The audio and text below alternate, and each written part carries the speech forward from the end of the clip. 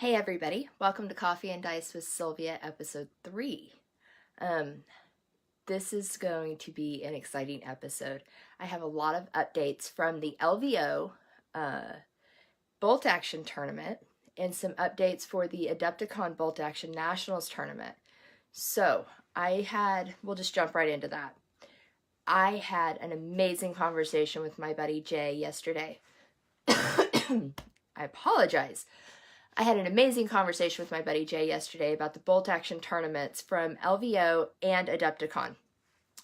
So here's the deal. There is a new tournament circuit application that they are using for the different tournaments that is it's a lot like the Warhammer 40K tournament circuit that allows you to have the world rankings and things like that. So they're trying to implement that into the bolt action tournament circuit, which is great because it gives you guys some great bragging points and things like that. It's great for the TOs because it's all on the phones or the iPads or whatever they're using. It's all electronic, so they're not having to go off into a back office and transcribe all the numbers and things like that. It's just automatically, like, it's put in on your phones, and it's a great system that they're trying to implement. And so they're working out the bugs on it. They used it at LVO.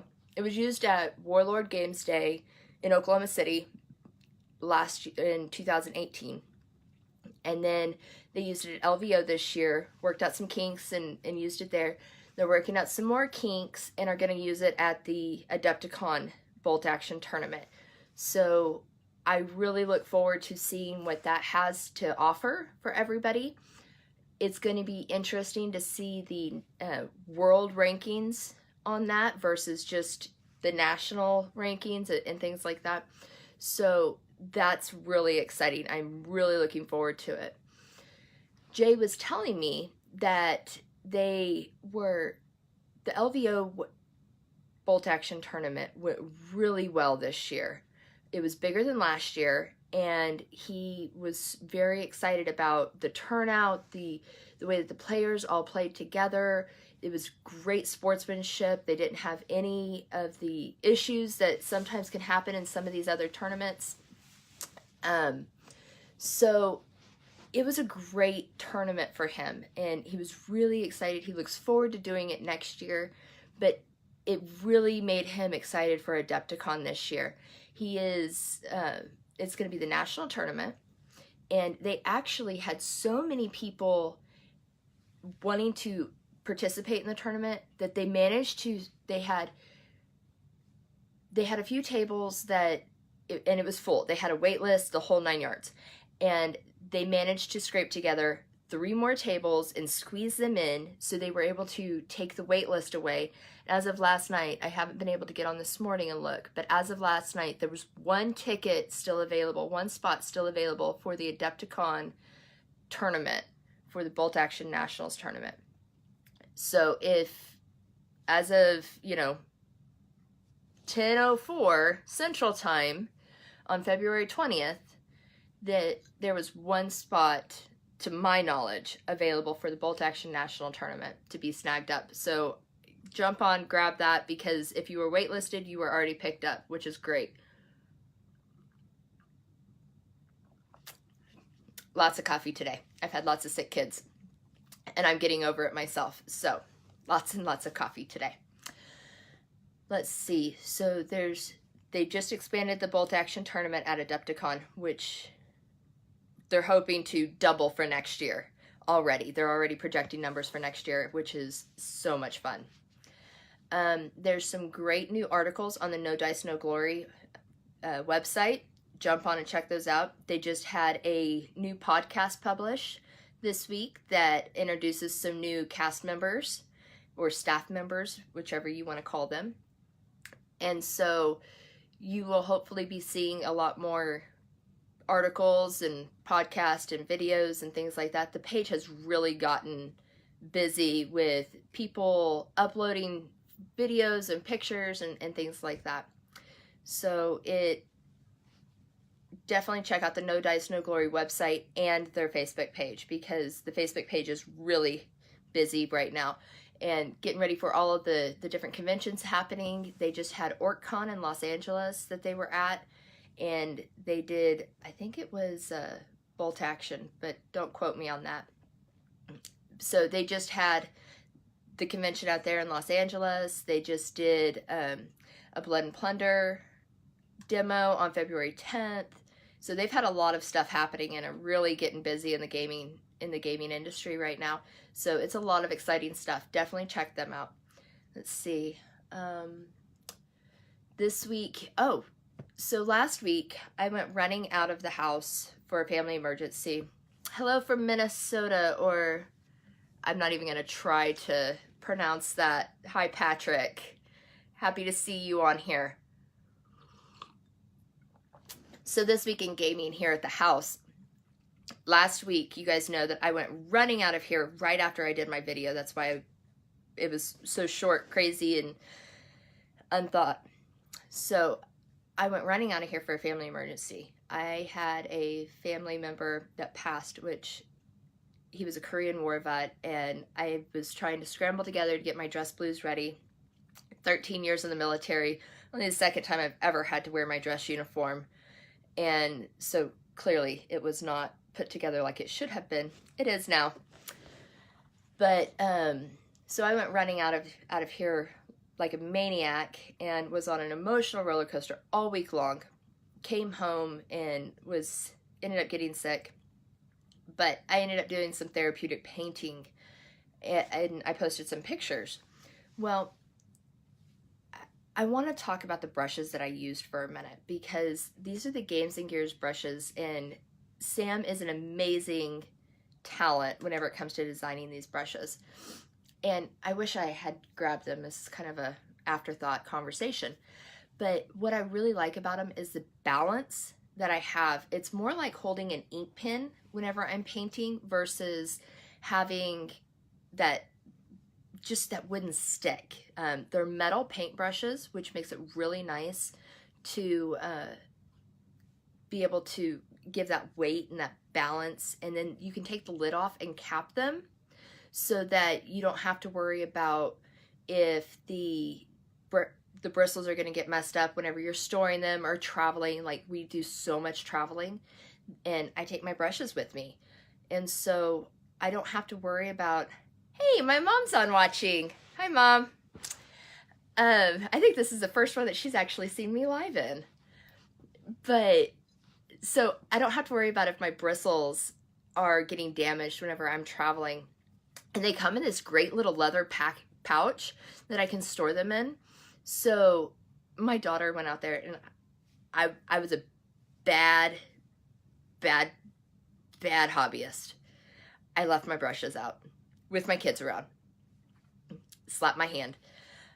So my daughter goes out into the hobby shop with my husband the other day, and she got really mad at me because my husband explained to her why she can't use my brushes. She's 10. She still jabs the brushes down into the water and down into the paint. She hasn't quite gotten the concept of just the tip. So she got really mad because I didn't put my brushes away, and I mix-matched the brushes whenever they were in, the ones that I didn't use. So the prints different on the side for each line of brushes that he does. And I have a yellow set from Adepticon a couple years ago that my husband brought to me. I have a green set that Sam gave me at Nova. I have a blue and gold set that my husband got me someplace, and a blue and silver. And so I've got multiple sets of this, like 8. And they're all different colors and styles and things like that. So I mixed-matched them because I put the ones that I use in a certain pouch. Well, she went through and organized them for me. But it was really funny to watch her, or to hear about her getting so upset about I didn't take care of my hobby stuff. And that's a good thing for my daughter to start doing. Because yesterday we had a snow day. Now, all of you 40K players are going to really appreciate what transpired yesterday, and I'll post some pictures. But yesterday my daughter was just like, Daddy, please, I want to throw some dice. I want to throw some dice. I want to play the game that Bubba was playing. And a couple weeks ago, you guys saw pictures of my daughter watching her brothers and playing Shadow Wars with him. So that's the game she wanted to play. And so my husband got it out, and he was playing with more of a milk and cookies set of rules, kind of dumbed down for her so that she could really pick up the concept. And my daughter is very, very quick and brutal at playing these games. I would challenge a few of you 40K players to not be intimidated whenever this 10-year-old girl walks up to the table and starts talking smack and can back it up in a few years. So, there I am, and I hear all this trash talking coming from the dining room. So I walk in there, and I see my daughter has dragons. She has this dragon obsession, and she has all of her dragons out on the table, and my husband has his Grey Knights out. And it's just a 4-man team for, 4 dragons against 4 Grey Knights. Seems kind of outnumbered. But she was playing, he gave her the rules for a Space Marines or Chaos Marines.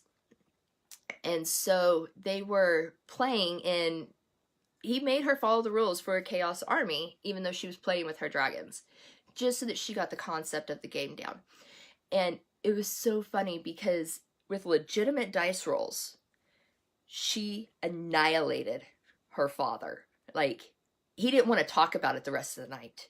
It was funny. And because he underestimates her and her brutality in the game. And so she's very she has this military mindset because that's, my husband and I are both military, and so she has this mindset of tactic and things like that. So it's really neat to see the imagination of my daughter and then still see the military side of how am I going to accomplish this goal and things. And there are times whenever you look at your children and you think, oh my God, that's scary. So we're sitting there and we're talking about how whenever you come into base-to-base contact, that it's an automatic kill if they're laying down or if they're wounded and things like that. And so we were trying to explain this concept to a 10-year-old high-functioning autistic child, and she looks at us and tells us, well, but I can just paw at them, right? And not kill them.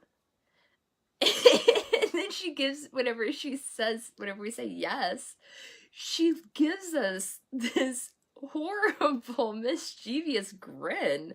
Like, ooh, this could be fun. And it was like watching a cat play with its food.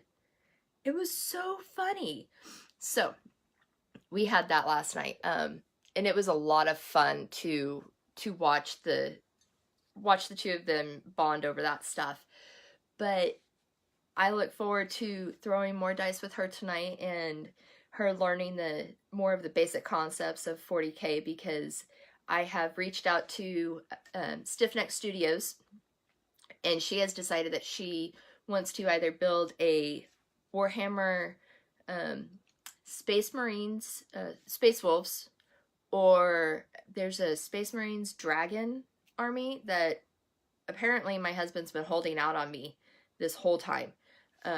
Because, and I'm talking like almost 10 years, I never knew that there was a dragon army in 40K. So my mind was blown last night whenever we're researching this and trying to talk to her about what army she wants to build. See, this is what, oh. But, so we're talking about this. So I've reached out to Stiff Neck Studios and talked to them about painting up my daughter's first army for her, just to get her like 750 points, just to be able to throw a couple of dice with Dad or her brothers and really learn the game. Because I fully anticipate you guys seeing my daughter on the competitive circuit in the next few years. She loves to throw dice, and she just you have been warned. Take it, just leave it at that. You have been warned.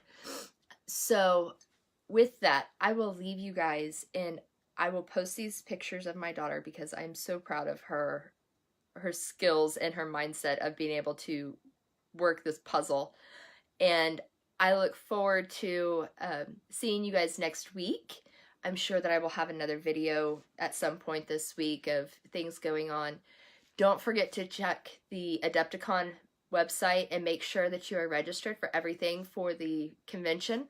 It is filling up fast. There's, for all of you Warlord guys out there, the Beyond the Gates of Antares tournament has lots of openings still. Be sure to get on and register for that. I want to see this Beyond the Gates of Antares tournament really turn out this year. The Bolt Action tournament's good. Don't forget to stop by and check the page for the demos for Test of Honor, or for the Blood Red Skies and the Cruel Seas. Don't forget to stop by the booth for Blood and Plunder whenever you are at Adepticon and see the booth there. Let's see, Patrick says, still Team Yankee spots open. Yes, don't forget to register for your Team Yankee. Check and see if there's any Flames of War seats open still. That's also a national tournament.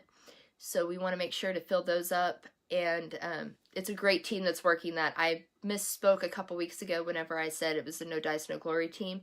It's actually the Screaming Eagles team that is hosting those for the Team Yankee and Flames of War. So be sure to check those out. Sign up for those. I have some exciting stuff coming up with Flames of War. They have their version 4 rules coming out in June, so hopefully I'll be getting early copies of that and being able to drag out all my husband's old Flames of War stuff and play that. And then, of course, we have the Bolt Action Korea book that's being worked on in our house as we speak. I will be giving you guys an update on that at Adepticon. I promise I will corner my husband and make him tell us about it while we are at Adepticon. So be looking for that while we're there too. I have a new banner out. You guys might have seen that on my Facebook page or on my Instagram.